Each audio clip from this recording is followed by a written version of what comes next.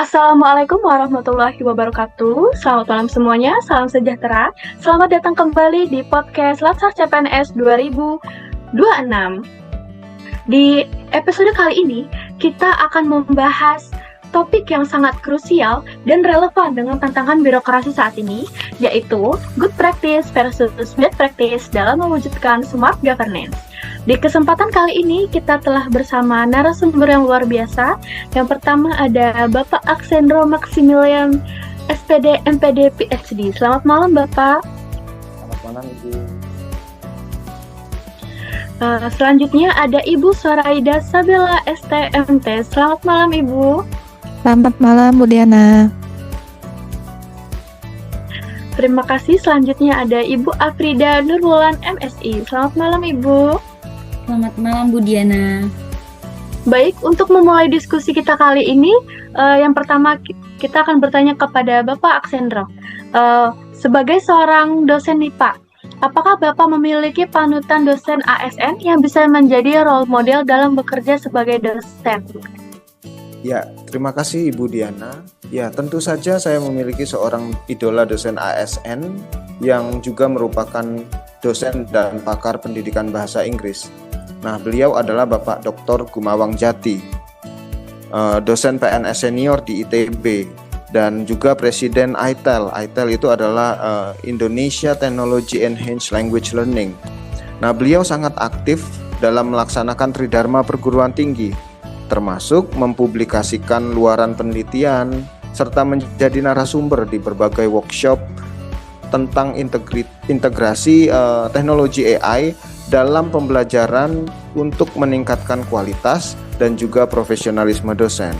Nah, dari beliau kami banyak belajar mengenai bagaimana meneliti dan juga mendalami manfaat teknologi AI dalam proses pembelajaran, termasuk bagaimana mempublikasikannya dan mengintegrasikannya ke dalam kelas saat proses belajar mengajar. Kalau menurut Ibu Soraida, gimana nih tanggapannya terkait Bapak Dr. Gumawang ini?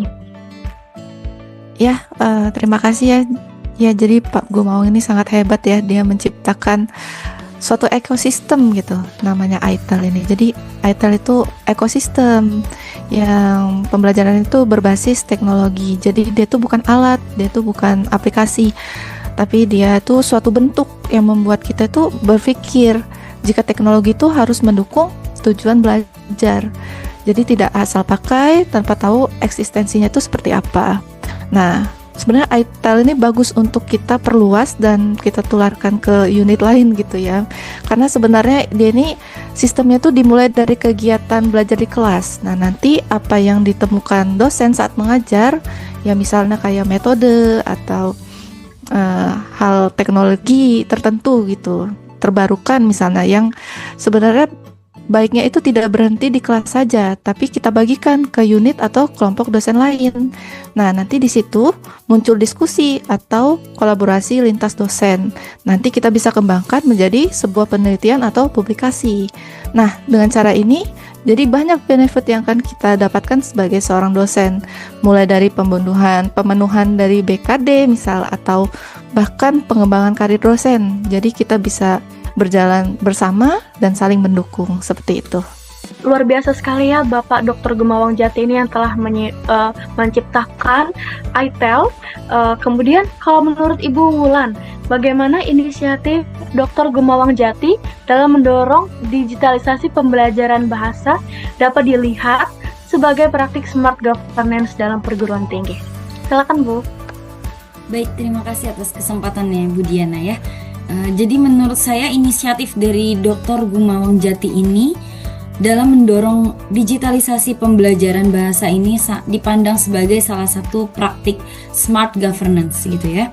Karena hal ini tidak hanya berfokus pada peningkatan kualitas layanan akademik, melainkan juga pemanfaatan teknologi secara efektif dan berkelanjutan. Penggunaan platform digital dan AI ini dalam pembelajaran mungkin proses pengajaran ini menjadi lebih transparan, efisien, serta mudah dipantau. Selain itu, praktik ini juga mendorong kolaborasi antar dosen gitu ya dan institusi, sehingga tata kelola pembelajarannya tidak hanya bersifat individual, tetapi berkembang menjadi sistem yang adaptif, responsif terhadap kebutuhan pendidikan tinggi. Jadi dapat dilihat sebagai smart governance karena berfokus pada peningkatan kualitas dan layanan akademik. Kalau untuk dari sisi manajemen ASN, Bapak Sendro, bagaimana tindakan Dr. Gumawang dapat mencerminkan prinsip sistem merit dan peningkatan profesionalisme ASN dosen? Silakan Bapak Sendro. Terima kasih Ibu. Oke, dalam perspektif manajemen ASN, tindakan beliau ini mencerminkan prinsip sistem merit karena menunjukkan pengembangan dan pemanfaatan kompetensi dosen berdasarkan keahlian dan kinerja. Nah, upaya berkelanjutan dalam meningkatkan kapasitas digital dan pedagogik menggambarkan profesionalisme ASN dosen yang adaptif terhadap perubahan serta berorientasi pada mutu layanan pendidikan. Praktik ini menegaskan bahwa kinerja ASN dosen itu tidak hanya diukur dari aspek administratif saja, tetapi juga dari inovasi dan dampak nyata terhadap kualitas pembelajaran. Mungkin begitu Ibu. Ya, baik, jadi Bapak Dr. Gumawang ini telah mencerminkan prinsip sistem merit dan juga praktik smart governance. Baiklah, selanjutnya kita akan berlanjut mengenai bad practice. Kepada Ibu Wulan, apakah Ibu pernah mendengar isu atau kasus yang menurut Ibu tidak mencerminkan nilai ASN? Oke, baik. Terima kasih. Ini sangat menarik gitu ya, dari tadi kita membahas yang good gitu ya. Sekarang kita beralih ke isu-isu atau kasus yang bad gitu ya, Bu Diana ya. Ini saya pernah membaca gitu ya dari media berita, kasus dugaan rekayasa syarat permohonan guru besar atau profesor ya, yang dilakukan oleh sejumlah dosen dari Fakultas Hukum. Nah, ini menjadi ironi yang serius ya, Ibu dan Bapak, dalam dunia akademik, karena Fakultas Hukum ini seharusnya menjadi garda terdepan dalam menunjang aturan, etika serta integritas. Namun justru beberapa calon guru besar dari Fakultas Hukum ini malah terlibat dalam praktik yang bertentangan dengan nilai-nilai tersebut. Hal ini menunjukkan bahwa pemahaman hukum tidak selalu berbanding lurus dengan kepatuhan terhadap nilai moral dan etika profesi. Lebih jauhnya lagi, hal ini tidak hanya berdampak pada mereka, melainkan meluas ke pemeriksaan puluhan dosen lintas fakultas serta terjadinya penurunan akreditasi institusi. Hal ini juga menunjukkan bahwa masalah ini bukan menjadi masalah individu semata gitu ya, melainkan indikasi adanya persoalan sistemik dalam tata kelola pencalonan guru besar, lalu adanya kesalahan dalam pengawasan internal serta kurangnya budaya organisasi saling peduli. Seperti itu Bu Diana. Sangat menarik ya, jika ternyata pemahaman hukum aja tidak bisa berbanding lurus dengan kepatuhan terhadap nilai moral, bagaimana cara agar good governance dapat dicapai? Mungkin bisa pendapatnya Ibu Soraida. Iya, baik. Jadi menarik ya tadi untuk kasusnya. Kalau kita melihat peristiwa yang tadi diceritakan oleh Bu Wulan ya, jadi hal ini menegaskan bahwa sebenarnya good governance di dunia pendidikan tinggi itu tidak cukup untuk dibangun dengan regulasi saja gitu.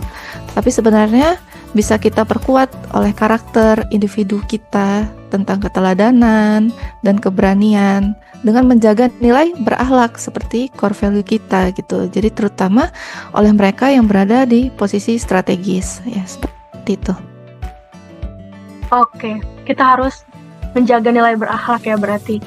Kalau menurut Bapak Sendro nih, apakah permasalahan tadi dapat memicu polemik dalam penerapan manajemen ASN? Ya, terima kasih Ibu.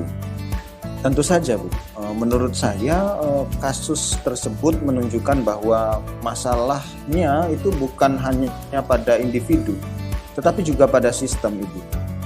Dari sistem manajemen ASN misalnya, penerapan sistem merit dan profesionalisme belum berjalan optimal, sehingga jabatan guru besar tidak sepenuhnya berbasis kinerja dan integritas. Sementara dari perspektif Smart ASN, digitalisasi dan kolaborasi belum dimanfaatkan secara maksimal untuk mencegah pelanggaran. Bahkan, sebaliknya berpotensi disalahgunakan jika tidak dibarengi etika.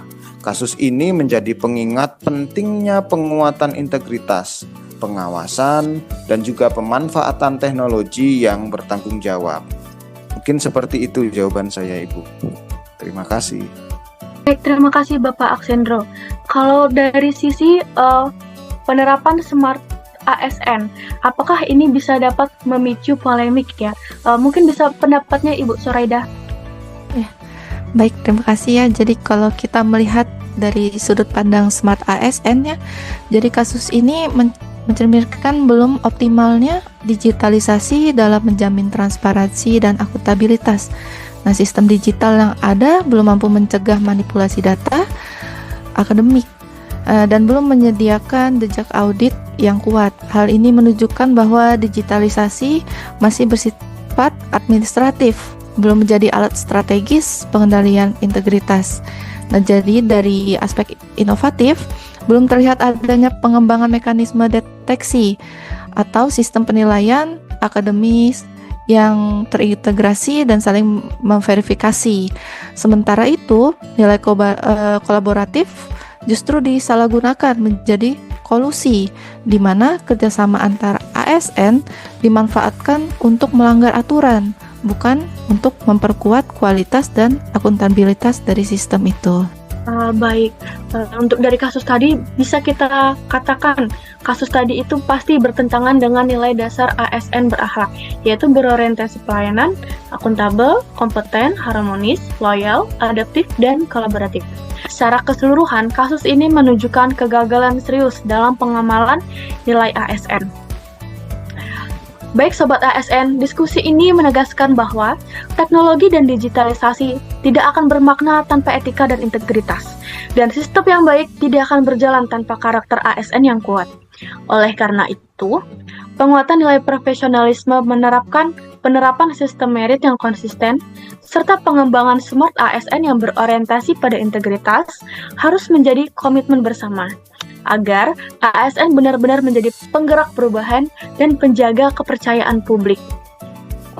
Baiklah, mendengar setia podcast Latsar CPNS 2026, sekianlah sesi kita pada malam hari ini. Kita ucapkan terima kasih kepada narasumber yang telah menyempatkan waktunya. Kita tutup podcast kita pada malam hari ini. Saya akhiri, wassalamualaikum warahmatullahi wabarakatuh.